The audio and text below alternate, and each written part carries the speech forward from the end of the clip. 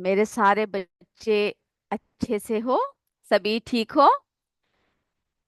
तो बच्चों, हम लोग हमारा पांचवा इकाई है ना, शरीर में गति के बारे में चर्चा कर रहे हैं, जिसमें हमने विभिन्न जंतुओं की चाल के बारे में चर्चा की। तो उसको और आगे बढ़ाएंगे, लेकिन कुछ अच्छे विचारों के साथ। तो आप सभी जितनी बातें बताई जाती है सब पढ़कर आते हो ना? यस, मेरे सारे बच्चे जो है सब पढ़कर आते हैं। बहुत बढ़िया। तो बच्चों, आज का विचार है, सपनों को सिर्फ सपने ही नहीं रहना चाहिए, आप उन्हें हकीकत में बदल सकते हैं।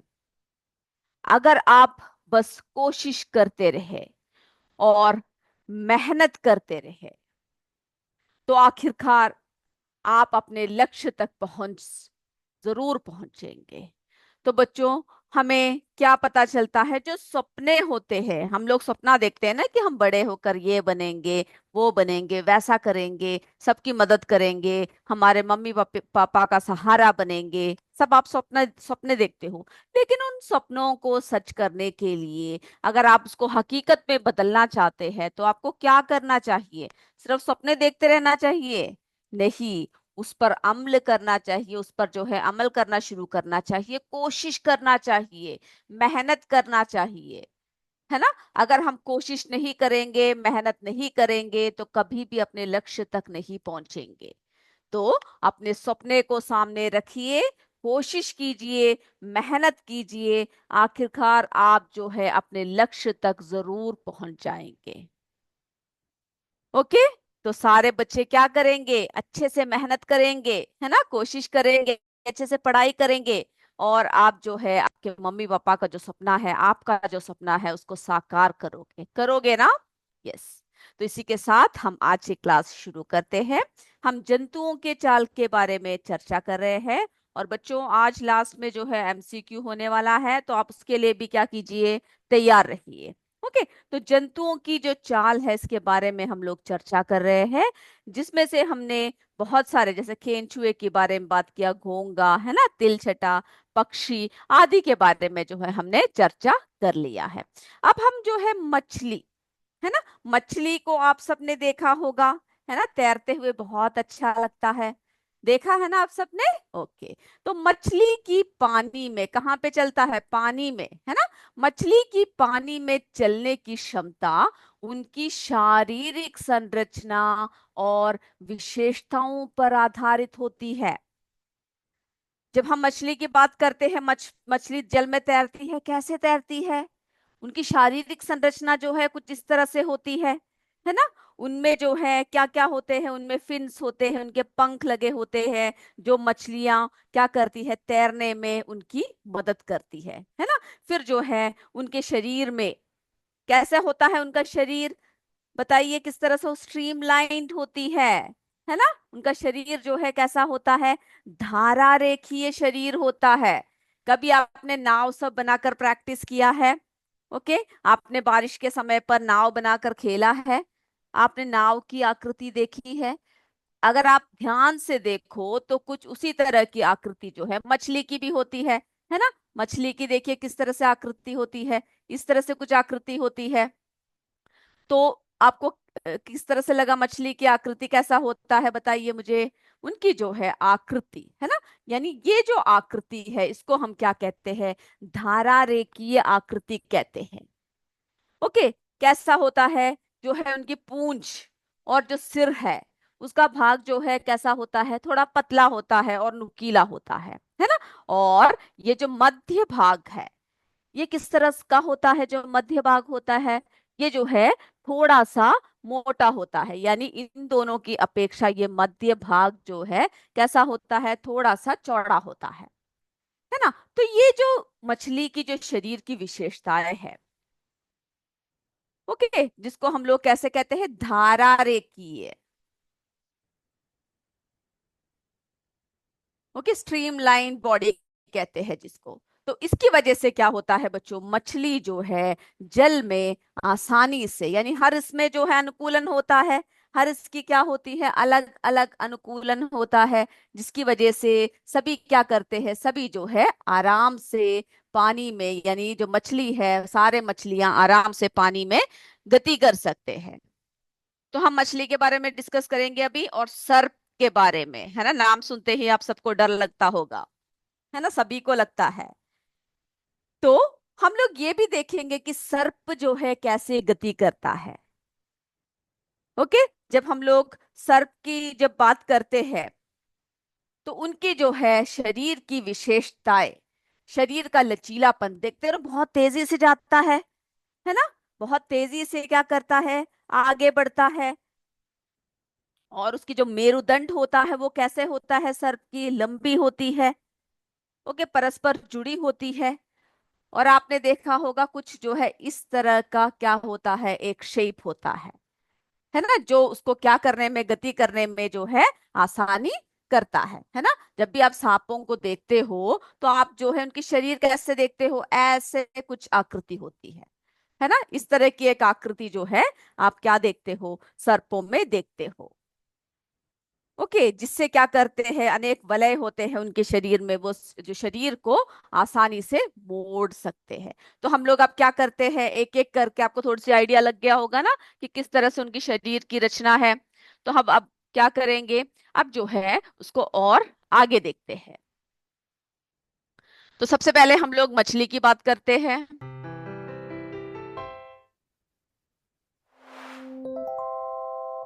तो देखिए बच्चों, मछलियों की शारीरिक संरचना उनकी गति को संभव कर बनाती है ना। उनकी जो शारीरिक संरचना है उसकी वजह से क्या होता है, उनकी गति जो है संभव होता है। उनकी संरचना में कुछ विशेषताएं होती है जो उन्हें पानी में तेजी से और आसानी से तैरने में मदद करती है। जो मछली का जो कंकाल होता है वो कैसा होता है, दृढ़ पेशियों से ढका होता है। ओके, जो उनका कंकाल है वो दृढ़ पेशियों से ढका रहता है। तैरने की प्रक्रिया में शरीर का अग्र भाग एक और मुड़ जाता है और पूंछ विपरीत दिशा में जाता है। यानी उसकी जो है आगे की भाग एक तरफ जाता है और पूंछ जो है उसकी विपरीत दिशा में क्या करता है, मुड़ता है। ओके, जिसकी वजह से क्या होता है, मछलियों को आसानी से पानी में चल सकते हैं। फिर हमने जैसे आपसे कहा, देखिए उनकी शेप देख रहे हो, धारा रेखीय शरीर। मछली का शरीर नाव के आकार का होता है, जिससे पानी में घर्षण कम होता है और आसानी से तैर पाती है। तो धारा रेखीय शरीर, इसको आपको याद रखना है, स्ट्रीमलाइन बॉडी। और हमें पता है, आप लोगों ने देखा होगा ना मछली को ध्यान से, कई बार जो है आप लोग एक्वेरियम सब में क्या करते हो, मछलियों को पालते हो, है ना। उन्हें दाना सब देते हो, उन्हें जो है भोजन सब देते हो, जो जो वो खाते हैं। तो आपने जो है उनकी शरीर को ध्यान से देखा होगा। मछली के शरीर में देखिए किस तरह से जो है पंख होते हैं, जो तैरते समय जल में संतुलन बनाए रखने एवं दिशा निर्धारण में सहायता करते हैं। तो संतुलन बनाए रखने में, दिशा निर्धारण करने में क्या करते हैं बच्चों, मछली के जो पंख होते हैं वे उन्हें सहायता करते हैं। ओके, चलिए। शरीर पर शल्क होते हैं, है ना। इस तरह के शल्क जो है मछली के शरीर पे पाया जाता है। तो मछली के शरीर पर शल्क होते हैं जो उनकी त्वचा को सुरक्षा प्रदान करती है और पानी में घर्षण को कम करते हैं।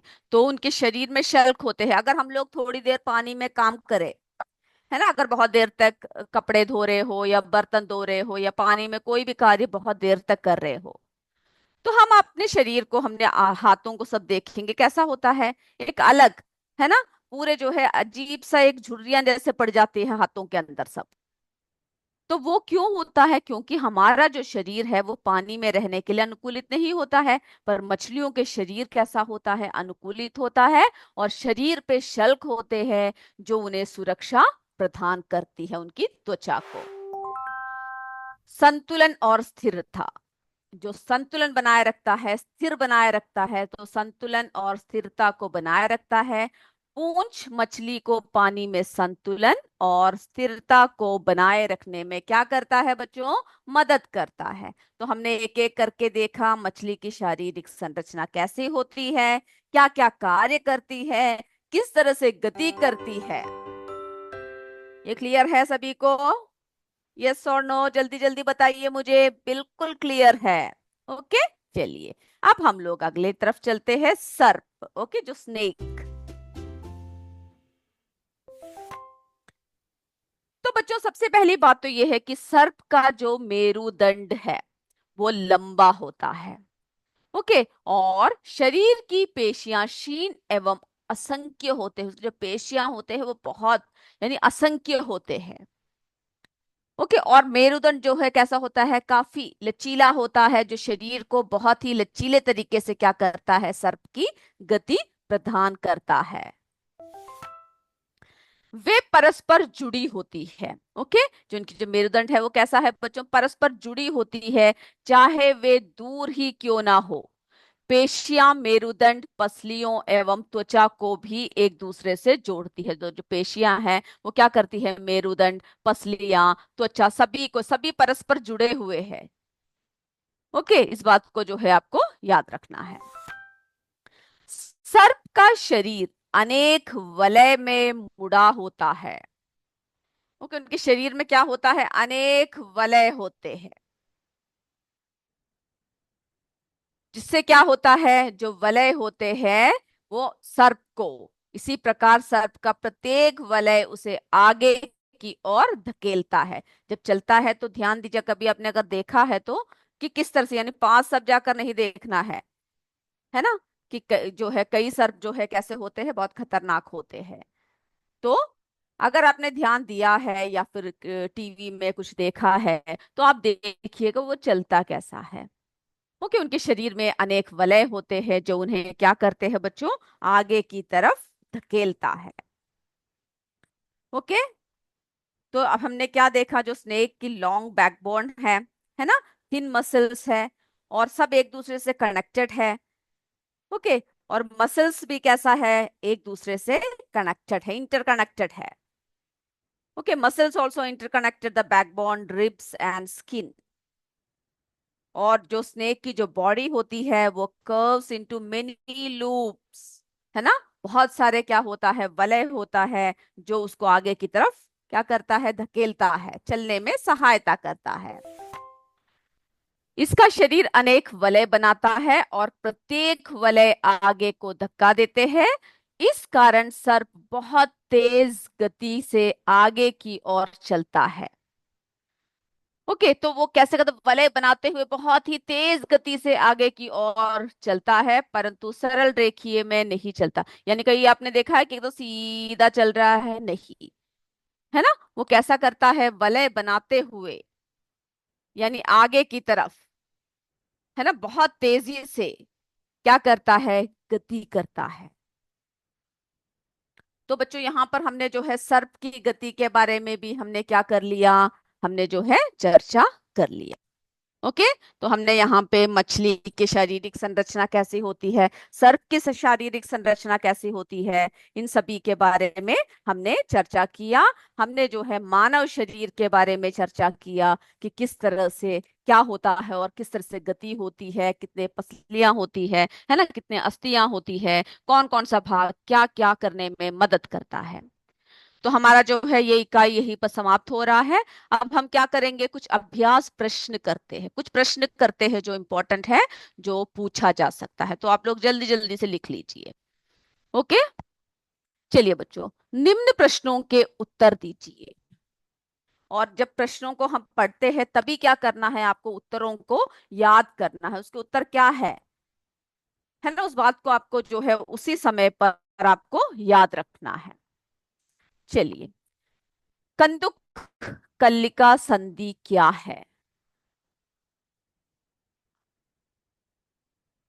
प्रश्न लिख लीजिए, कंदुक कल्लिका संधि क्या है?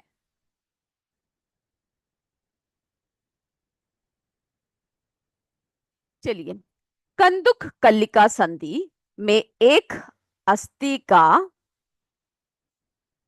गेंद जैसा गोल हिस्सा दूसरे अस्थि की कटोरी रूपी गुहिका में दसा हुआ होता है ना। ये बात हमने देखा कि गेंद जैसा, है ना, गोल होता है, और वो कैसा होता है, उसका जो एक हिस्सा है वो दूसरी अस्थि की कटोरी रूपी गुहिका में दसा होता है। जल्दी से लिख लीजिए।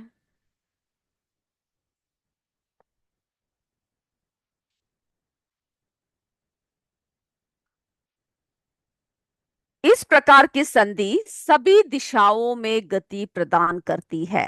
तो ऐसे संधि जो है क्या करता है बच्चों, सभी दिशाओं में जो है गति प्रदान करता है। तो हमने बॉल एंड सॉकेट जॉइंट्स के बारे में देखा कि किस तरह से होता है ना, किस तरह से विभिन्न दिशाओं में गति प्रदान करता है, कैसे उसकी संरचना होती है। ओके, जल्दी से लिख लीजिए।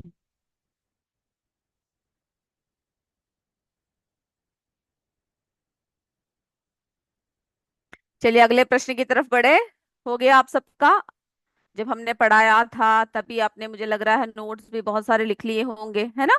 चलिए तो आगे बढ़ते हैं। कपाल की कौन सी अस्थि गति करती है? कपाल की कौन सी अस्थि गति करती है?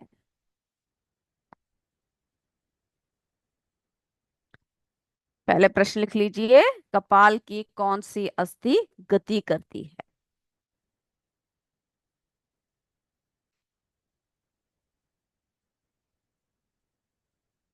कपाल की केवल कपाल की केवल निचले जबड़े की अस्थि गति करती है। निचले जबड़े की अस्थि गति करती है।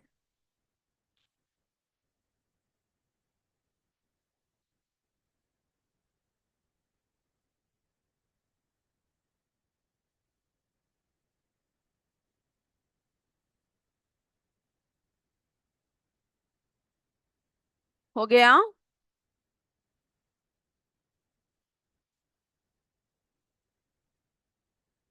चलिए आगे बढ़ते हैं।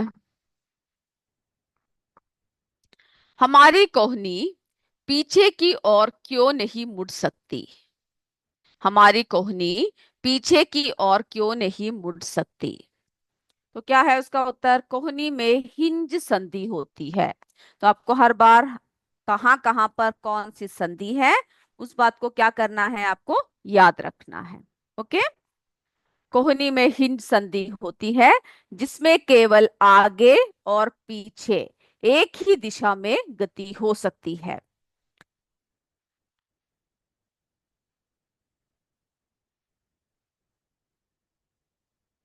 जल्दी से लिखिए। तो कैसा हो सकता है? आगे या पीछे, है ना, एक ही दिशा में गति हो सकता है। इसी कारण क्या होता है, कोहनी पीछे की ओर नहीं मुड़ सकती।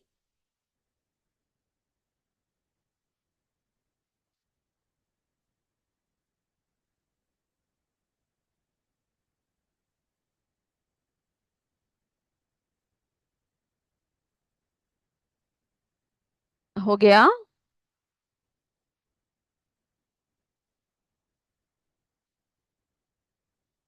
चलिए आगे बढ़ते हैं।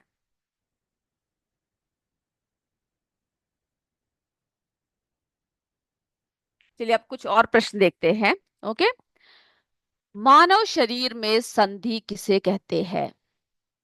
मानव शरीर में संधि किसे कहते हैं?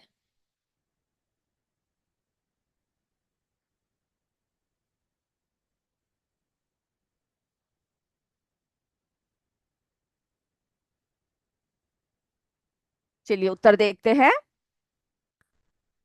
मानव अपने शरीर के विभिन्न भागों को मानव अपने शरीर के विभिन्न भागों को उसी स्थान से मोड़ अथवा घुमा सकता है।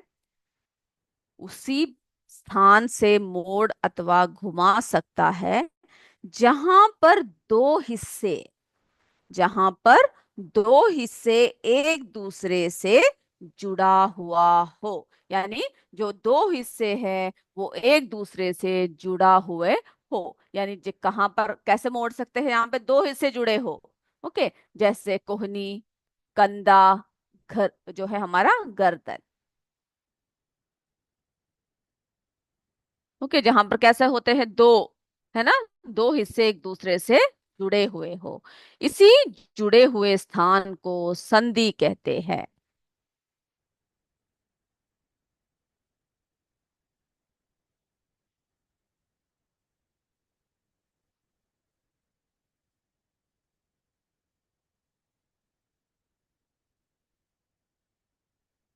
हो गया बच्चों, आगे बढ़े हम लोग। यस, आगे बढ़ते हैं।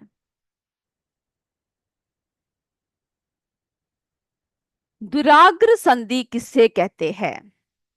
दुराग्र संधि किसे कहते हैं? पहले प्रश्न लिख लीजिए।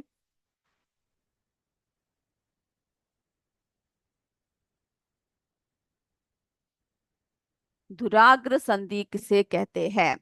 आपको पता है ना इसका उत्तर? बिल्कुल पता है। गर्दन और सिर को जोड़ने वाली संधि को दुराग्र संधि कहते हैं।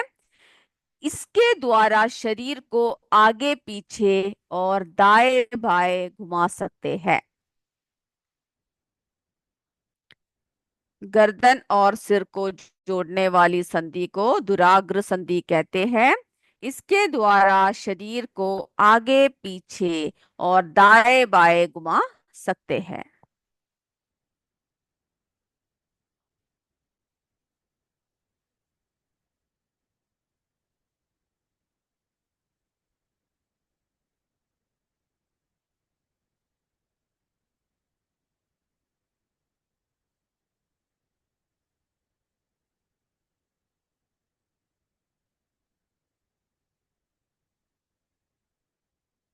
चलिए, हो गया बच्चों।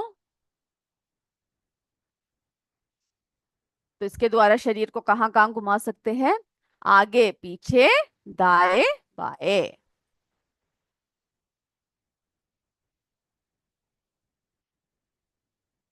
चलिए अगला प्रश्न की तरफ बढ़ते हैं। अचल संधि किसे कहते हैं? अचल संधि किसे कहते हैं? उत्तर क्या है? जिस संधि में गति संभव ना हो उसे अचल संधि कहते हैं। यानी जो है क्या नहीं कर सकते हम लोग? हिला नहीं सकते।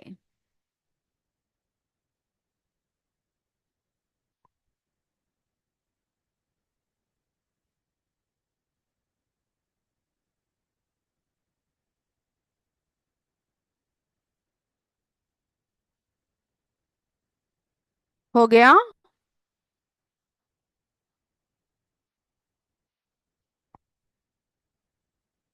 चलिए आगे बढ़ते हैं। हमारे शरीर के विभिन्न अंगों को विभिन्न आकृति कौन प्रदान करता है? हमारे शरीर के विभिन्न अंगों को विभिन्न आकृति कौन प्रदान करता है? उत्तर है, हमारे शरीर की सभी अस्थियां हमारे शरीर को एक सुंदर आकृति प्रदान करने के लिए एक ढांचे का निर्माण करती है। ओके, और इस ढांचे को क्या कहते हैं हम लोग? कंकाल कहते हैं। तो कंकाल जो है हमारी शरीर को क्या प्रदान करता है? आकृति प्रदान करता है।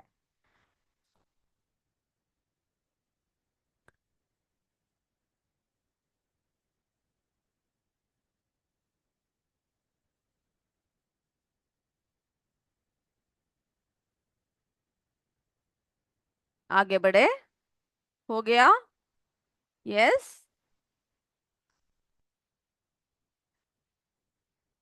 चलिए अगला प्रश्न देखते हैं। कार्पेल किसे कहते हैं?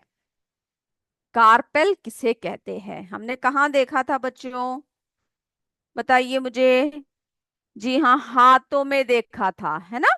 चलिए, तो मानव शरीर की कलाई अनेक छोटी छोटी अस्थियों से बनी है। हमारी जो कलाई है, हमारी जो हथेली है, वो क्या है? अनेक छोटी छोटी अस्थियों से बनी है, जिनको क्या कहते हैं? जिसे कार्पेल कहते हैं।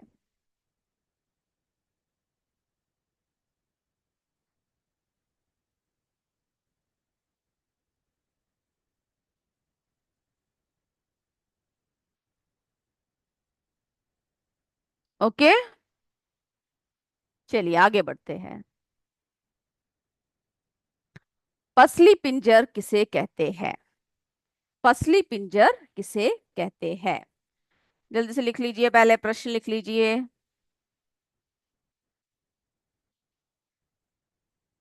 जो हमारा रिब केज है, वो क्या होता है, किसे कहते हैं? बताइए किसे कहते हैं? हमारी छाती की हड्डियों को पसली कहते हैं। इनसे एक पिंजरे जैसी संरचना बनती है, जिसे पसली पिंजर कहते हैं, है ना? आपने जब वो आकृति देखा होगा रिबकेज की, कैसा लग रहा है? एक पिंजरे की तरह लग रहा है। ओके, तो कहाँ की हड्डियां? हमारी छाती की हड्डियों को पसली कहते हैं।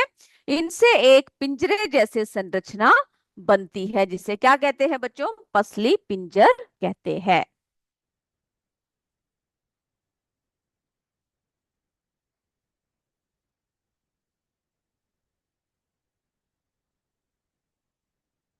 चलिए आगे बढ़ते हैं।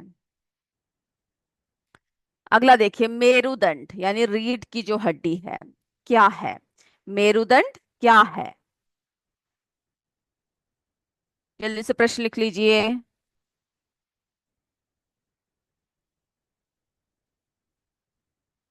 तो सभी आपको क्या करना है, सारों को, जो भी है ना, पसली पिंजर हो, कंधे की अस्थियां हो, श्रेणी अस्थियां हो, सभी को जो है आपको लिखकर अच्छे से याद कर लेना है, कोई भी पूछा जा सकता है।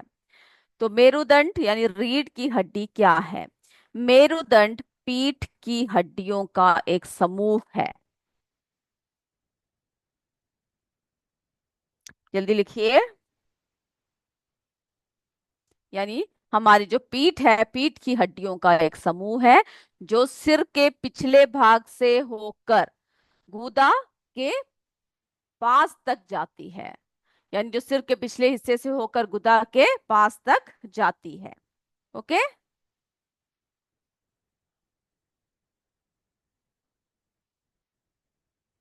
हो गए यहां तक? यह अनेक छोटे छोटे अस्थियों, कैसे होती है? ये अनेक छोटी छोटी अस्थियों से बना है, जिसे कशेरुक कहते हैं। इसमें कितने कशेरुक होते हैं? इसमें जो है 33 यानी 33 कशेरुक होते हैं।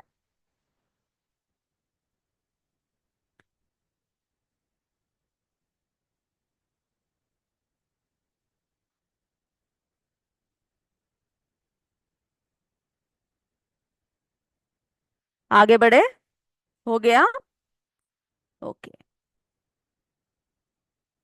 उपास्थि किसे कहते हैं? उपास्थि क्या होता है बताइए? जो अस्थियों यानी जो हड्डियों जैसा क्या नहीं होता है, कठोर नहीं होता है, तथा जिन्हें मोड़ा जा सकता है, उसे उपास्थि कहते हैं।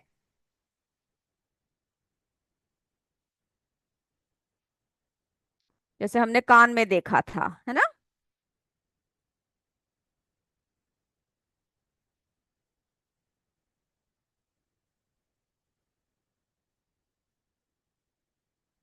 हो गया?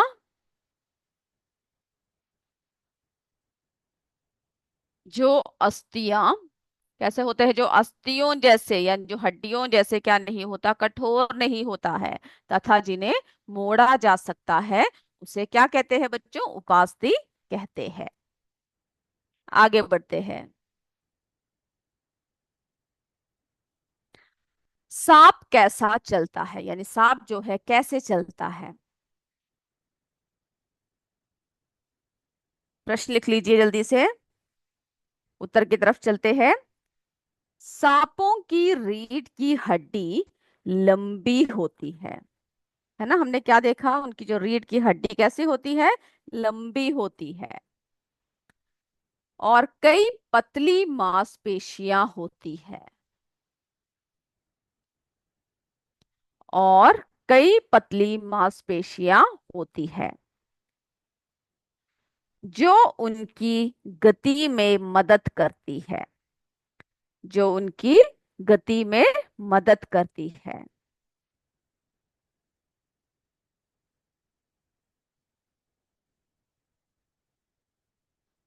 हो गए यहां तक? फिर कैसा होता है? सांप का शरीर कई लूपों में मुड़ा होता है, और सांप क्या करते हैं? यस, सांप का प्रत्येक लूप जमीन पर दबाव डालकर उसे आगे की ओर धकेलता है। तो इस तरह से क्या करता है? सांप जो है गति करता है, यानी सांप, सर्प, सब। ओके, कुछ भी बोल सकते हो। तो इसी तरह से जो है क्या करता है? सर्प जो है गति करता है। चलिए आगे की तरफ चलते हैं।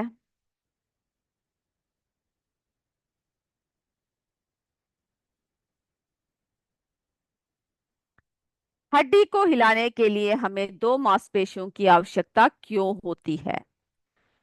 ओके, हमें क्यों होती है दो मांसपेशियों की आवश्यकता? तो क्या है बच्चों, उत्तर क्या है? एक मांसपेशी केवल खींच सकती है, धकेल नहीं सकती। ओके, इसलिए क्या होता है? इसलिए एक हड्डी को हिलाने के लिए दो मांसपेशियों का एक साथ काम करना जरूरी है। ओके, तो जो अगर केवल एक ही होगा तो क्या होगा? सिर्फ एक मांसपेशी क्या कर सकता है? खींच सकती है, धकेल नहीं सकती। ओके, इसको जो है इस तरह से याद रख लीजिएगा। इसलिए एक हड्डी को हिलाने के लिए दो मांसपेशियों का एक साथ काम करना जरूरी है। जब एक मांसपेशी सिकुड़ती है तो हड्डी खिंचती है। तो जोड़ी क्या करता है? तो जोड़ी की दूसरी मांसपेशी खींचती है तो हड्डी अपने मूल स्थिति में आ जाती है। यानी खींचने के लिए, सिकुड़ने के लिए, सभी के लिए हमें क्या, किसकी जरूरत होती है? दो जोड़ी, है ना? यानी जो है एक मांसपेशी नहीं, दो मांसपेशियों की क्या होती है? हमें जरूरत होती है।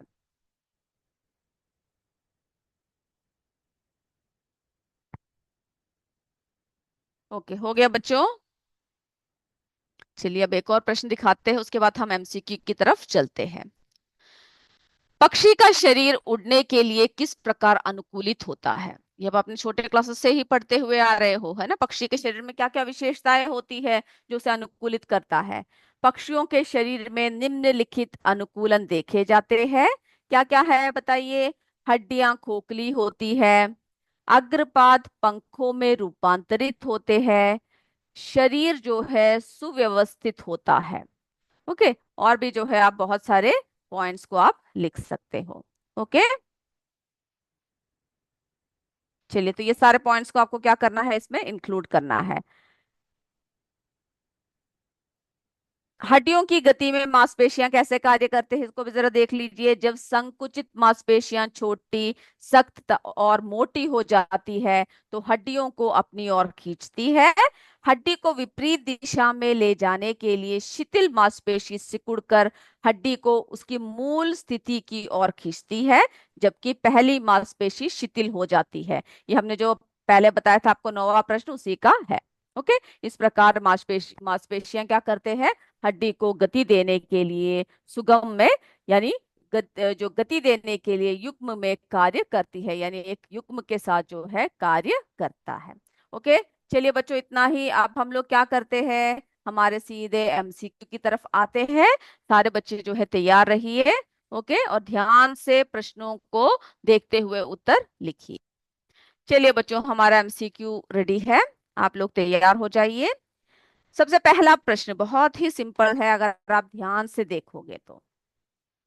जंतुओं की चाल का मुख्य उद्देश्य क्या है? जंतुओं की चाल का मुख्य उद्देश्य क्या है? ए भोजन प्राप्त करना, बी शिकार से बचाव, सी उपरोक्त सभी।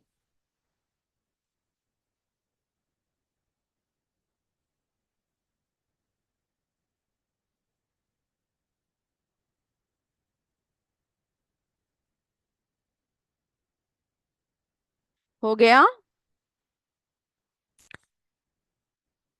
ओके, दूसरा प्रश्न की तरफ चलते हैं।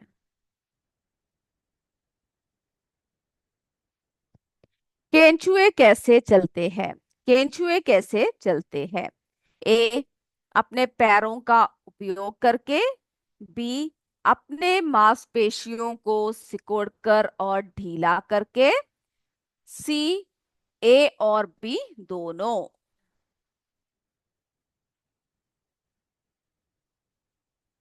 कैसे चलते हैं केंचुए?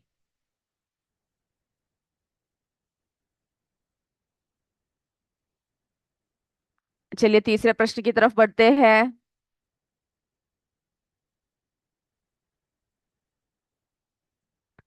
तिल छट्टे की गति की विशेषता क्या है? तिल छट्टे की गति की विशेषता क्या है? ए, धीमी और शिथिल। बी, मध्य गति। सी, तेज और चुस्त। जल्दी से सोचिए आपने क्या पढ़ा था और उसके हिसाब से आंसर लिख लीजिए।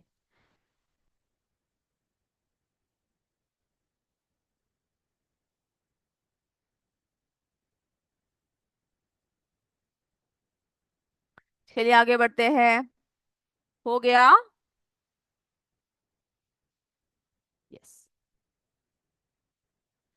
मछली के पंख का मुख्य कार्य क्या है? मछली के पंख का मुख्य कार्य क्या है?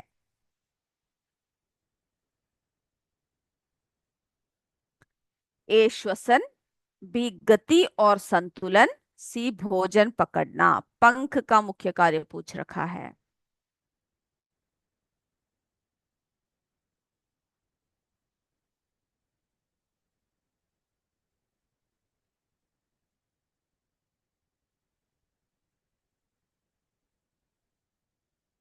चलिए आगे बढ़ते हैं। पांचवा प्रश्न हो चुका है सभी बच्चों का।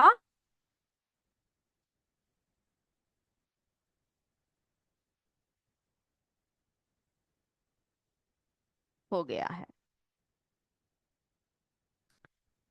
केंचुआ की गतिविधि से मिट्टी में क्या बढ़ता है? केंचुआ की गतिविधि से मिट्टी में क्या बढ़ता है? ए, मिट्टी की उर्वरता। बी, मिट्टी की घनत्व। सी, मिट्टी की अम्लता।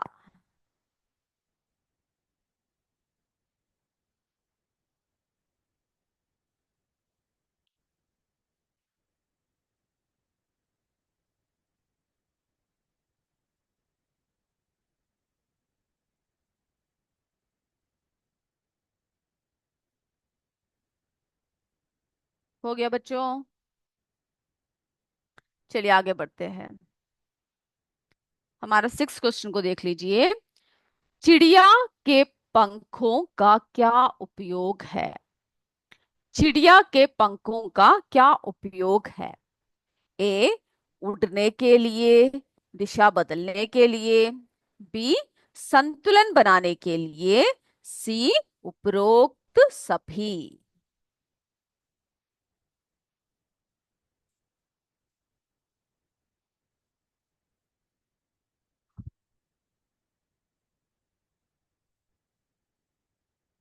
हो गया। आगे बढ़े। यस। बहुत आसान है ना सारे प्रश्न? बिल्कुल। सातवां प्रश्न देखिए बच्चों। किस जीव में कोई भी हड्डी नहीं होती? किस जीव में कोई भी हड्डी नहीं होती? ए, मछली। बी, पंछी। सी, कीड़ा।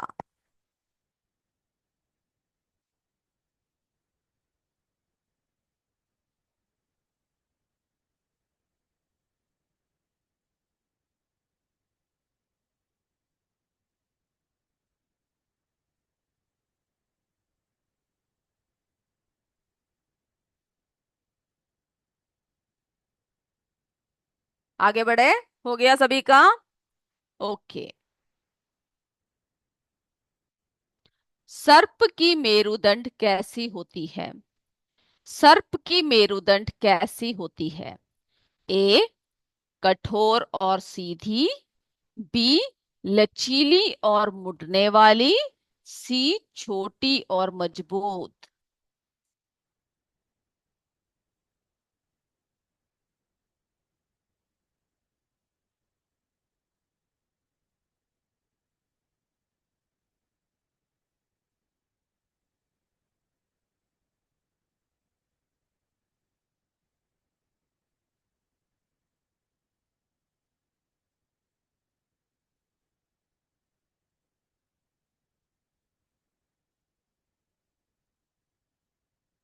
आगे बढ़ते हैं। नाइन्थ क्वेश्चन देख लीजिए। निम्नलिखित में से कौन सा जीव उड़ने के साथ साथ चलता भी है? निम्नलिखित में से कौन सा जीव उड़ने के साथ साथ चलता भी है? ए तिलछटा, बी केंचुआ, सी सर्प।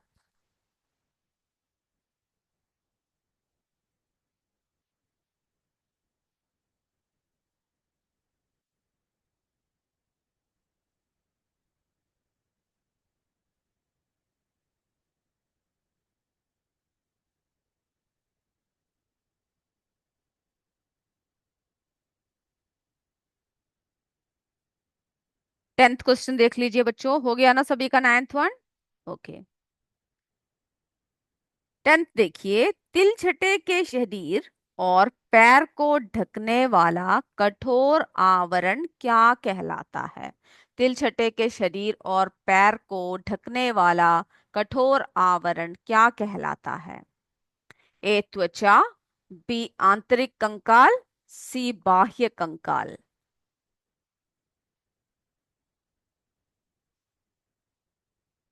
आप लोगों का प्रश्न हो गया है तो हम लोग उत्तर की तरफ चलेंगे। ओके, मेरे सारे बच्चों का प्रश्न हो चुका है। Okay, yes. तो हम लोग जो है अभी एक एक करके क्या करेंगे, उत्तर को देखेंगे। और आप मुझे जल्दी जल्दी बताइएगा कि इसमें से जो है सही उत्तर कौन सा है। और आपने जो लिखा है वो ये भी बताइएगा मुझे कि सही है या नहीं। ओके, चले। पहला प्रश्न, जंतुओं की चाल का मुख्य उद्देश्य क्या है? बताइए जल्दी से। ये सभी है ना, उन्हें भोजन प्राप्त करने के लिए उन्हें चलना होता है। शिकार से बचाव करने के लिए क्या होता है, उन्हें जो है अलग अलग तरीके के क्या होते हैं, उनकी जो चाल होती है ना। तो इसका उत्तर क्या है बताइए जल्दी से मुझे। बिल्कुल सही बोल रहे हो, उपरोक्त सभी। है ना, क्या उत्तर है इसका? उपरोक्त सभी। चलिए आगे बढ़ते हैं। दूसरा प्रश्न का उत्तर बताइए मुझे। केंचुए कैसे चलते हैं बताइए? अपने पैरों को उपयोग करके चलते हैं क्या वो? बताइए। नहीं। जी हाँ, बी है ना, आपने बिल्कुल सही बताया, बी है इसका बिल्कुल सही जवाब। अपनी मांसपेशियों को सिकोड़कर और ढीला करके कौन चलता है? केंचुए चलते हैं। ओके, चलिए अब हम आगे बढ़ते हैं।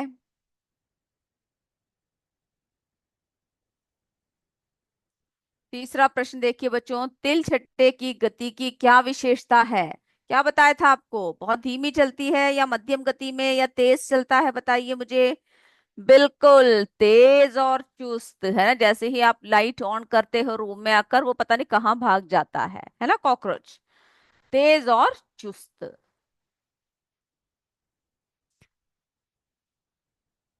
मछली के पंख का मुख्य कार्य क्या है बताइए? बिल्कुल गति और संतुलन। है ना, गति और संतुलन जो है प्रदान करता है। पांचवे का उत्तर बताइए बच्चों, जल्दी जल्दी बताइए मुझे। जो केंचुए है, केंचुए की गतिविधि से मिट्टी में क्या बनता है, क्या बढ़ता है? यस, बिल्कुल सही बोल रहे हो, मिट्टी की उर्वरता।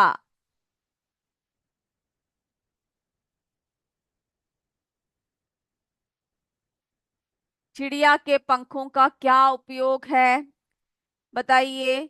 उड़ने के लिए, दिशा बदलने के लिए, संतुलन बनाने के लिए, सभी के लिए जो है चिड़िया क्या करती है? पंखों का इस्तेमाल करती है। तो आपने बिल्कुल सही जवाब दिया, उपरोक्त सभी। ओके। किस जीव में कोई भी हड्डी नहीं होती है? बिल्कुल, एक साथ बोल रहे हैं मेरे बच्चे सारे, कीड़ा है ना, उसमें क्या नहीं होता है? हड्डी नहीं होता है। मछली में देखा है, पंछी में देखा है, लेकिन कीड़ों में क्या नहीं होता है? हड्डी नहीं होती है। सर्प की मेरुदंड कैसे होती है बताइए मुझे, जल्दी से उत्तर दीजिए। बिल्कुल सही, लचीली और मुड़ने वाली, इसीलिए वो क्या करती है, बहुत तेज गति के साथ आगे निकल जाती है।